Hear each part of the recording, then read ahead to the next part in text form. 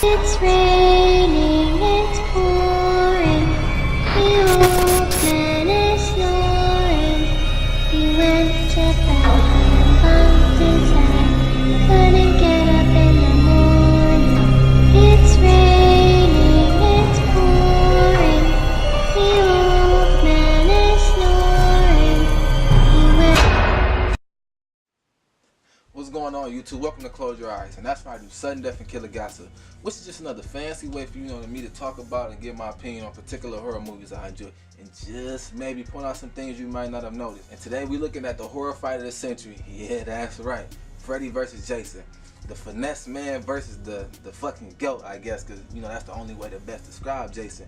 But anywho, this movie did substantially good for both franchises, because I mean, like, why the fuck not? You got two iconic killers, banging it out to the death. Like, don't get me wrong, I'm not exaggerating when I say they really fight to the death. And I remember my sweet little young eyes and mind being a little terrified by it, because it was just, so gory or whatnot. And I can totally guarantee that picks up for, some of the stale acting and, interesting choice of kill transition. But I'm gonna let the movie talk for itself, as I'm gonna run through a little bit of it. So we start this movie off with some weird ass Freddy talking about how he got his powers and all that. And then, like, what the fuck, he kisses some little girl's picture. Oh nah, I gotta keep it moving. So Freddy breaks down his master plan, how the children on Elm Street fear of thoughts give them his powers, and now how they have forgotten him, leaving him powerless. So he searches the depths of hell and stumbles upon the man himself, Jason Voorhees, to bring back fear in the city, hopefully to bring back the thought to his name. So I mean, let's see if it works. So he starts off in Jason's dream, and I'm guessing which is at Crystal Lake. And of course we got Little Miss Sunshine here supposedly going skinny dipping with her boyfriend. But we all know that is not happening. She then gets out of the water because she thinks he is playing a trick on her, and comes to find out her boyfriend was fucking Jason. She then runs from him to give us the infamous white girl fall. She looks around, but we all know he's standing right behind her. So he tells her that she's the worst girlfriend ever by stabbing her through the tree. But she's not real. She turned into a bunch of old campers. And then we get met with the sweet voice of Pamela Voorhees. My special boy. Delivering Freddy plan on sending him to Elm Street because we all know Jason's a big mama's boy. So he rises from the dead and walks to Elm Street. Like, what the fuck? Like, hold on, ain't that like some states away? But anywho, we get Freddy sending us to our title card. We start off at the beautiful home of 1428 Elm Street, where we are now met with the children that Freddy has been talking about since the beginning. Kia, Lori, and Gibbs. So they having a good night. They playing some Kill, Fuck, or Marry. And then I guess it's time to party, because I guess her supposed boyfriend Trey brings her some beer. And he also brings some other guy over for Lori, but she's obviously not feeling it because she is still upset from her old boyfriend, Will. Yeah, I know we were young, but what Will and I had was real. But let's keep on moving. I need some action. So moving upstairs with Gibbs and Trey. After their hump session, Mr. Voorhees decides to pay the man a visit. So Jason playing no game by just straight up stabbing him up and down in his back. And I guess that was not enough for him because he just straight folded him like a fucking futon. Gibbs discovered the body and tries to get help and come across, in my eyes, the dumbest police officer. You kids need some assistance? Yeah, I know, we on the same page. So now it's time for the investigation. And they notice that it's the same house, and for some reason, mention Freddy's name. And I guess Freddy was right. Once Lori figured it out, it spread it like a fucking wildfire. But I guess it's time for Freddy to make a move. He does in Lori's dream, showing us some of his work from the missing kid posters and the little girl with no eyes. And which in reality, she should have introduced to, the new jump rope girls. But we pick back up with Blake and his pops. And I guess he said some wild shit because he was basically saying he wanted a death wish by saying he can take on him by himself, but only to get Jason to answer his prayers. And he answers his prayers by having his pop's head fall right into his lap, and then Jason finished him off with an old classic off-screen kill. I guess time to introduce some more characters. Will and the fan favorite Mark. He notices that Lori's house is on the news, so that means his thinking cap was buzzing and he needed to find out if she was okay. Mark then acts like a monkey, then ordered to finesse the guards and stealing his keys. So they break out. We pick back up with the tip of day with Lori and her dad, sending her off to school. When she gets there, her and her friends get invited to a party. And I guess that gave Lori a reason to talk about her nightmares in the middle of the hallway. I would have been confused too. But she mentioned she hears this song. 1, 2, Freddy's coming for you. And she did have her first encounter with Will since they were last together. She passes out. So I mean, of course they had to get out of there. They ran all the way to the library to hopefully find something. And to get that the city was keeping everything quiet, they continued their convo in the car and learned that the hospital was giving them a drug named Hypnosil.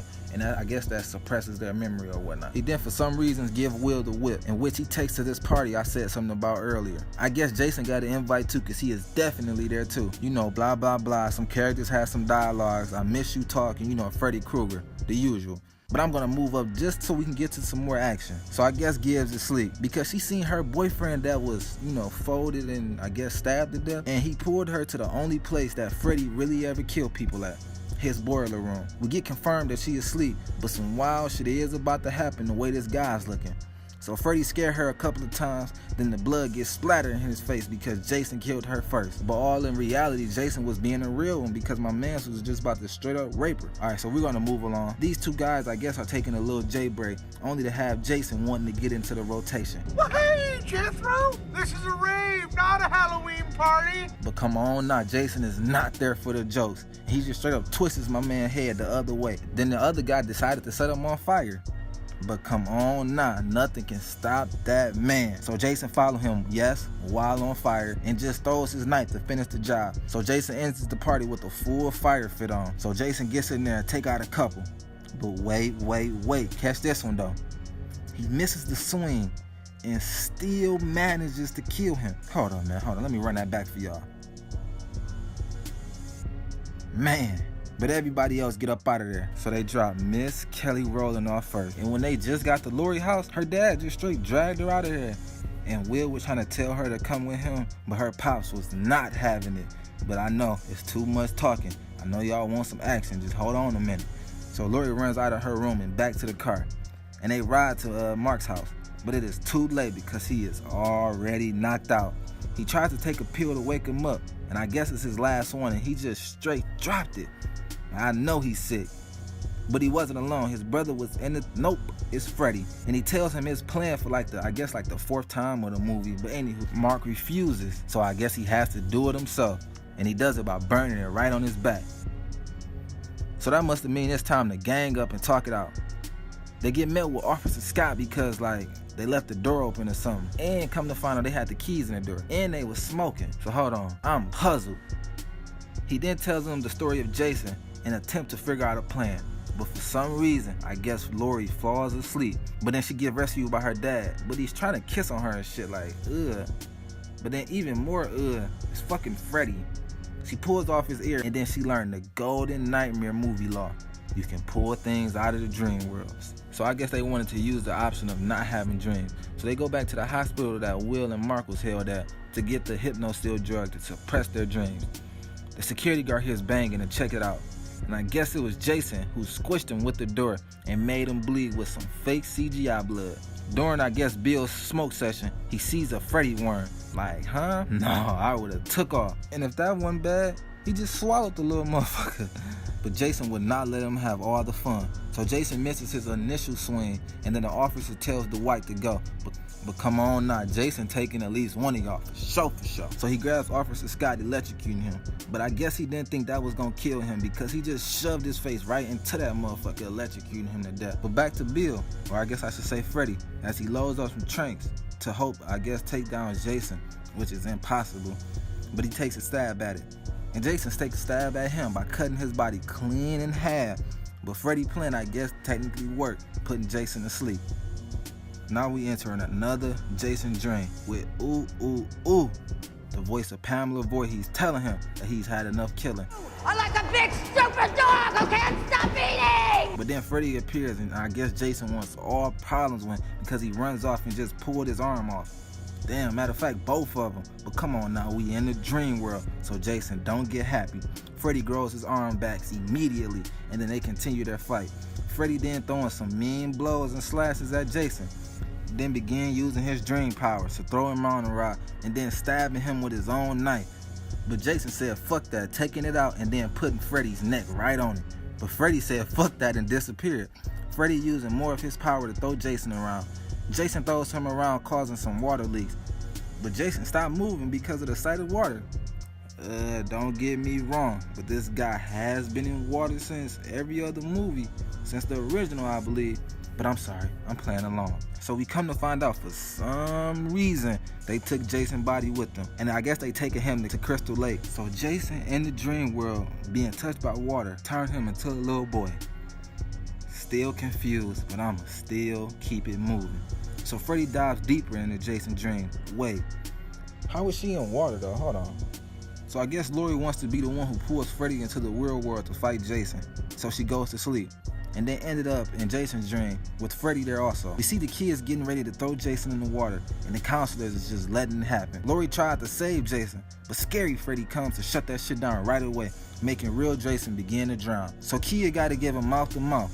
Like, y'all really got me fucked up if y'all think I'm kissing Jason, even with him being in the same car as me. But anywho, she goes for the attempt. That end up waking him up. They flip the car, sending Jason fucking flying. So that means Jason isn't sleeping. So Freddy is upset. So he goes after Laurie now. Will and the others make it to Crystal Lake, and Jason is coming. He even sets the house on fire before getting with Kia because she trying to fight back. But he just flung her ass so fast it wasn't even funny.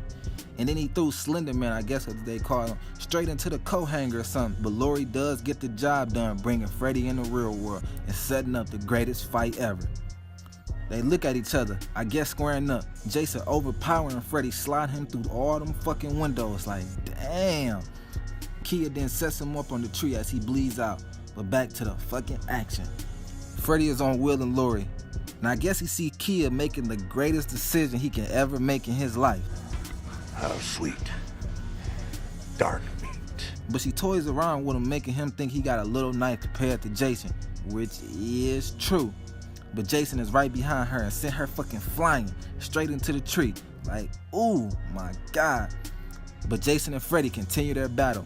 Freddy trying to do something, you know, after Jason was just dominating him, hitting him with some kicks, and even hitting him with some, you know, torpedoes.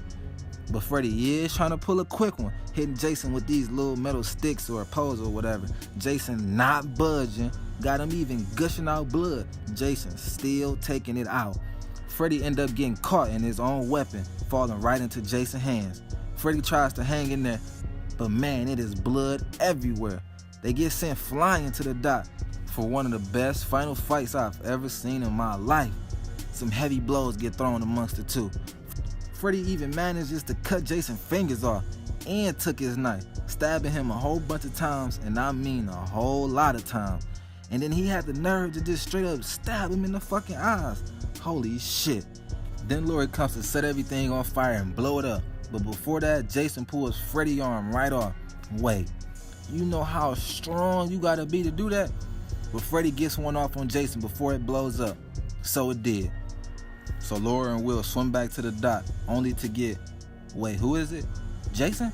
Nah, it's fucking Freddy with Jason's machete about to swing. But just until Jason put that Freddy glove clean through his body, Freddy is in extreme pain, down to his knees. Laurie squeezed on the opportunity by grabbing Jason's machete and giving him one of the best final girl lines.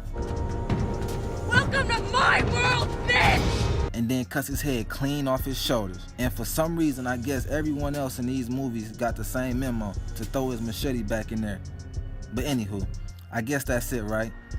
But shit, it wouldn't be a Freddy or a Jason movie if it was. So I guess some time later, Jason rises. Like he wasn't even fucking touched. But he's holding Freddy's head. So I guess that's a W for Jason.